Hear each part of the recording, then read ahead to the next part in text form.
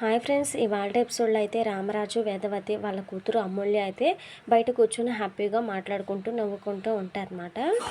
ఇక బయట నుంచొని నవ్వుకుంటూ సంతోషంగా ఉంటున్న రామరాజును చూసి, మా ఇంట్లో నవ్వులు దూరం అవ్వడానికి, మీ ఇంట్లో నవ్వులు ఇక్కడి వరకు వినిపించడానికి కారణం నువ్వేరా అని చెప్పేసి బాధగా ఏడుస్తూ ఉంటుందన్నమాట. ఇంతలో విశ్వ వచ్చి, అత్త ఏమైంది, ఎందుకు ఏడుస్తున్నావు అని చెప్పేసి అడుగుతాడనమాట.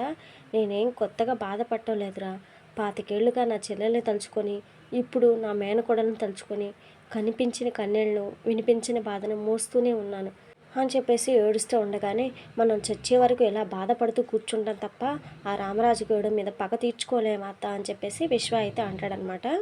ఇక భద్రావతి అయితే, నువ్వు చెప్పింది నిజమేరా, నేను ఆ రోజు వాడిని శిక్షించకుండా వదిలేసి తప్పు చేశాను, అందుకే మనం ప్రేమాన్ని దూరం చేసుకోవాల్సి వచ్చింది. వాడు అక్కడ నవ్వుకుంటే మనం బాధపడుతూ ఉన్నాం, అందుకే నేను ఒక నిర్ణయానికి వచ్చాను. అందుకు నువ్వు ఒకటి చేయాలి, ఆ రామరాజు చిన్న కూతురు అమూల్యాన్ని నువ్వు పెళ్లి చేసుకోవాలి. ఆ ధీరజ్ గడు ఎలాగైతే ప్రేమ పేరుతో ట్రాప్ చేశాడో, అలాగే నువ్వు కూడా ఆ రామరాజు గడి చిన్న కూతురు అమూల్యాన్ని ప్రేమ పేరుతో ట్రాప్ చేసి పెళ్లి చేసుకోవాలని చెప్పేసి భద్రావతి అయితే చెప్తుందనమాట.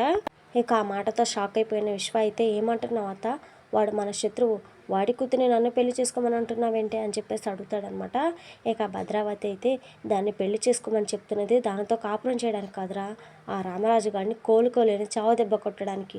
వాడి కూతురు మన ఇంట్లో పెట్టుకునే కన్నీళ్ళని ఆ రామరాజు గడి గుండెల్లో ముళ్ళుగా గుచ్చుకోవాలి. దాన్ని చూసి ఆ రామరాజు గారు ప్రతి క్షణం చస్తూ బ్రతకాలి. వాడి కూతురు మన ఇంట్లో పడే బాధను చూసి తట్టుకోలేక ఆ రామరాజు గారు గుండె పగిలి చావాలి. అప్పుడే ఆ రోజే నా చెల్లెల్ని దూరం చేసుకున్న బాధ, నా కూతురు లాంటి ప్రేమని దూరం చేసుకున్న బాధ వాడికి అర్థమవుతుంది. ఆ రామరాజు గారి మీద, వాడి కుటుంబం మీద మన పగ చల్లారాలంటే నువ్వు చేయాల్సిన పని ఇదేరా. చూడు విశ్వ, ముందు నుంచి పొడిస్తే యుద్ధం, అదే వెనక నుంచి పొడిస్తే మోసం. కానీ ఎలాగైనా గెలిచి తిరగడం అవసరం. ముళ్ళుని ముళ్ళుతోనే తీసినట్టు ఆ ధీరజ్ గాడు నీ చెల్లెల్ని ప్రేమ పేరుతో ఎలాగైతే ట్రాప్ చేసి పెళ్లి చేసుకున్నాడో, నువ్వు కూడా వాడి చెల్లెల్ని ట్రాప్ చేసి పెళ్లి చేసుకో. ఆ తర్వాత రామరాజు గారిని గింగిరాలు తిప్పుదా అని చెప్పేసి భద్రావతి అయితే చెప్తుందనమాట. ఇక విశ్వ కూడా సరేనత్త అని చెప్పేసి అంటాడు. 2 రోజులుగా చూస్తున్నావు, ఏదో బాధపడుతున్నావు, ఏమైంది, మన ముగ్గురం బెస్ట్ ఫ్రెండ్స్ కదా, ఏమైందో చెప్పు అని చెప్పేసి అడుగుతారనమాట. ఇక వేదవతి అయితే, మేనత్త అంటే అమ్మ కంటే ఎక్కువ, మరి నీ బాధ ఈ అమ్మకు చెప్పకపోతే ఎలా, చెప్పు అని చెప్పేసి అడుగుతుంది అనమాట. ఇక ప్రేమ అయితే ఏం చెప్పకుండా పక్కకు వెళ్ళిపోగానే ఇక నర్మద అయితే వెళ్ళి, బాధ అయినా కన్నీరైనా త్వరగా దించేయకపోతే ఆ బాధ నరకం కంటే ఎక్కువ అయిపోతుంది, ఏమైందో చెప్పు ప్రేమ అని చెప్పేసి అడుగుతుందనమాట. ఇక ఆ ప్రేమ అయితే మనసులో, ఈరోజు నేను ప్రాణంతో ఉన్నానంటే అది మీ వల్లే, నా ప్రతి బాధ కష్టం మీకు చెప్పుకోవాలి, కానీ మీకు చెప్తే మావయ్య దృష్టిలో ఇంకోసారి మీరు ప్రాబ్లమ్స్ ఫేస్ చేయాల్సి వస్తుంది, నా వల్ల మీరు మరోసారి బాధపడకూడదు అని చెప్పేసి మనసులో అనుకొని, నాకేం బాధ లేవు, ఎగ్జామ్ రాశాను కదా, రిజల్ట్ ఎలా వస్తుందని చెప్పేసి కంగారుగా ఉందని చెప్పేసి అబద్ధం చెప్తుంది అనమాట. అంటే అన్నానంటారు కానీ మీకు మహా కంగారు అని చెప్పి నవ్విస్తూ ఉంటుంది వాళ్ళని. నాకు ఇప్పుడు చాలా ప్రశాంతంగా ఉందని చెప్పేసి వేదవతి అయితే ప్రేమాని హక్ చేసుకొని ముద్దు పెట్టుకుంటుంది అనమాట.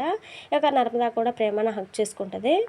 ఇక తర్వాత సీన్లో నర్మద సాగర్తో ఎగ్జామ్ రాయించిన విషయాన్ని, ప్రేమ కళ్యాణ్ గారిని ఉరికించి కొట్టిన విషయాన్ని రామరాజుతో చెప్పాలని చెప్పేసి అనుకుంటూ ఉంటుంది అనమాట. ఇక రామరాజు లెక్కలు వేసుకుంటూ ఉండగానే వల్లి అయితే తొంగి తొంగి చూస్తూ ఉంటుంది. ఇద్దరు భలే దొరికేశారు, ఇద్దరు సంగతి మామయ్యకి చెప్పేసి ఇక నా ముందు తలెగరకుండా కొమ్ములు విరిచేస్తా అని చెప్పేసి అనుకుని, మామయ్య అని చెప్పేసి పిలుచుకుంటూ దగ్గరికి అయితే వెళ్తుంది అనమాట.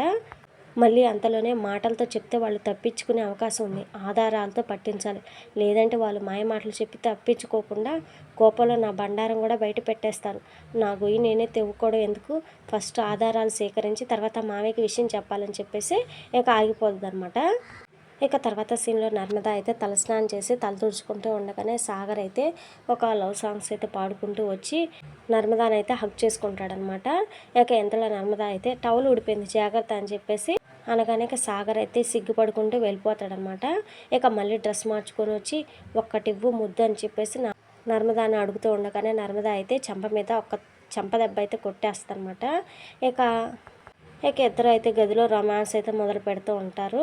ఇక చెరో డోర్ పట్టుకొని ముద్దు పెట్టుకోవడానికి దగ్గరికి అయితే వస్తూ ఉంటారు. ఇక ఇంతలో వల్లి అయితే వచ్చి డోర్ అయితే తీస్తారనమాట. ఇక సాగర్ అయితే సిగ్గుతో ముఖం తిప్పుకుంటాడు. చి మంచి మూడ్ అంతా అప్సెట్ చేసిందని చెప్పేసి ఇద్దరైతే శ్రీవల్లిని తిట్టుకుంటారు. ఇక సాగర్ అయితే ఏంటి వదిన ఎలా వచ్చావు, ఏమైనా మాట్లాడాలా అని చెప్పేసి శ్రీవల్లిని అయితే అడగగానే నేను నర్మదాతో కొంచెం మాట్లాడాలి అని చెప్పేసి అనగానే ఇక సాగర్ అయితే ఇప్పుడే మాట్లాడాలా అని చెప్పేసి అడుగుతాడనమాట. అవును నేను ఇప్పుడే మాట్లాడాలని చెప్పేసి శ్రీవల్లి అనగానే సరే నా ముద్దు గోవింద్ అయిపోయిందని చెప్పేసి అనుకొని ఇంక అక్కడి నుంచి అయితే వెళ్ళిపోతాడు. ఇక తర్వాత నర్మద అయితే ఏంటక్క ఏమన్నా మాట్లాడాలా అని చెప్పేసి అడుగుతూ ఉండగానే అవును నీతో తేల్చుకోవాల్సిన ఒక విషయం ఉంది. నేను అడిగిన దానికి కరెక్ట్ సమాధానం చెప్తే మీరు మావయ్య ముందు దోషులుగా నిలబడకుండా సేఫ్గా ఉంటారు. నేను అడిగేదానికి కరెక్ట్ సమాధానం చెప్పండి అని చెప్పేసి అడగానే ఇంతకీ ఏ విషయం గురించి అక్క నువ్వు అడగాలనుకుంటున్నది అని చెప్పేసి నర్మద అయితే అంటదనమాట. ఇక వల్లి అయితే సాగర్తో ఎగ్జామ్ రాయించావు కదా అని చెప్పేసి అనగానే ఇక నర్మద అయితే ఒక్కసారిగా షాక్ అయిపోతుందనమాట. ఇది ఫ్రెండ్స్ మరి వాళ్ళ ఎపిసోడ్. నెక్స్ట్ ఎపిసోడ్లో అయితే ప్రేమ కళ్యాణ్ని వెంట తరిమే ఫోటోలను అయితే తీసుకొచ్చేసి రామరాజు వేదవతి వాళ్ళకైతే చూపిస్తుంది అనమాట. మరి ఆ ఎపిసోడ్స్ని కూడా మిస్ అవ్వకుండా తెలుసుకోవాలనుకుంటే మన ఛానల్ని సబ్స్క్రైబ్ చేసుకొని సపోర్ట్ చేయండి. Thank you friends.